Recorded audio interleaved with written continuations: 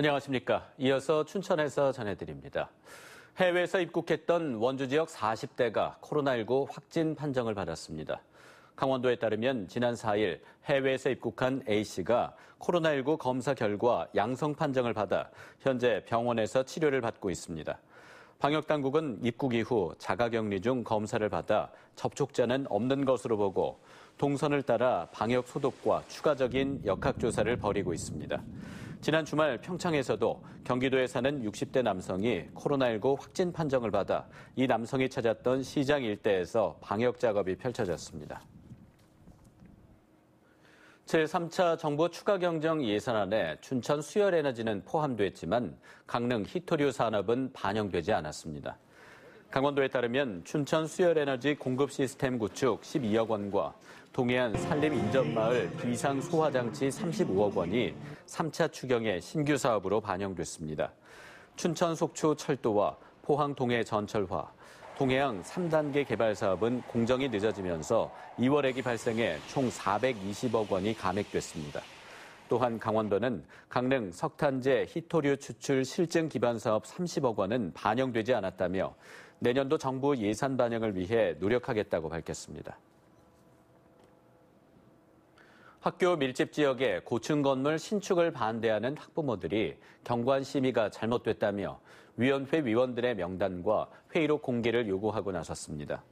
학부모들은 25층 높이의 건물이 지어지면 주변 경관과 조화를 이루지 못하는 것이 분명한데도 위원회는 건물 디자인과 건물 색채만 심사해 통과시켰다고 반발했습니다. 학부모들은 학교 정문 바로 앞에 고층 건물이 건립되는 것을 막겠다며 앞으로 공청회를 열어 부당함을 알리고 강원도에 건축 심의를 통과하지 못하도록 노력하겠다고 밝혔습니다. 춘천 노인 요양시설의 비접촉 면회가 순차적으로 진행될 예정입니다.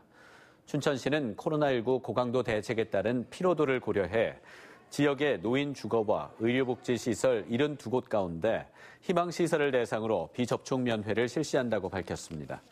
비접촉 면회를 위해서는 침방울을 막는 유리와 비닐을 설치해야 하고 하루 면회 인원과 시간도 제한해야 합니다. 춘천시는 노인 요양시설 현장 점검을 벌인 뒤 비접촉 면회를 언제쯤 시작할지 결정할 계획입니다. 강원도의회가 오늘부터 후반기 상임위원회 활동에 들어갔습니다. 도의회 5개 상임위원회는 오늘 오후 각 상임위원회별로 첫 회의를 열고 새로운 위원들로 구성된 의석 배정 안건을 처리했습니다.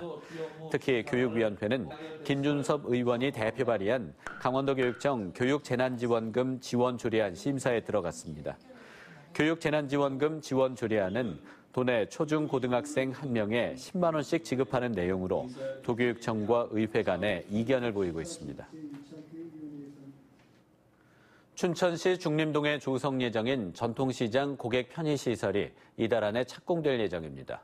고객 편의시설은 중앙과 제1시장, 육림고개 상점가를 찾은 고객들의 편의를 위해 건립되며 고객 쉼터와 전시관, 문화공간과 상인 교육장 등이 들어설 예정입니다.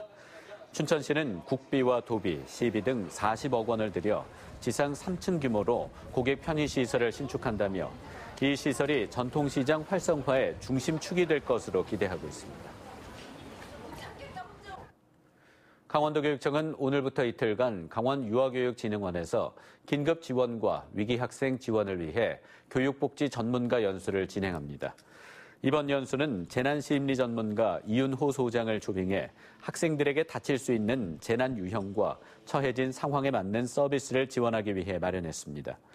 도교육청은 103명의 교육복지사를 배치해 18개 행복나눔 교육복지센터를 운영 중이며 교육 취약 학생이 집중돼 있는 84개 학교에서 교육과 문화, 복지 등을 통합 지원하고 있습니다. 지금까지 춘천에서 전해드렸습니다.